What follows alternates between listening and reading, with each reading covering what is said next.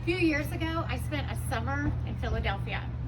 In this part of Philadelphia, the cops had literally given up on the city because of the crime had gotten so bad. But my group and I were there to do a community service project working with the local health department. And our purpose was to offer free health care for the families that were literally afraid to come outside, would not allow their children to play in the streets. So with security, we would walk around these streets, we would go door to door and offer services for the families.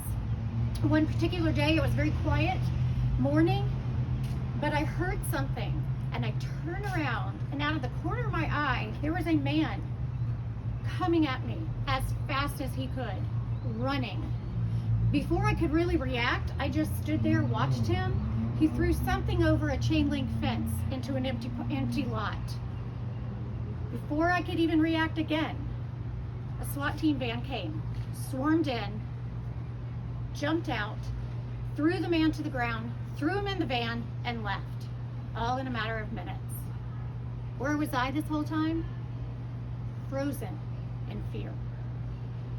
Absolutely terrified to move. I couldn't react. I couldn't do what I was there to do, to fulfill the purpose, because I was afraid. Fear takes on a lot of different forms for each of us. For me, I freeze. For some of you, you fight back. But we all have those moments where we are called to do something. We want to start a new business. We want to invest in a way that we've never invested before. Maybe we've been called to speak, and we are terrified. We are frozen in our fear. What would it look like if we were to step onto the curb?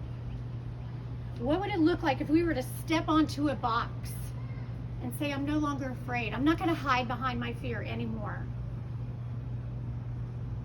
I'm not going to freeze. I'm going to fight.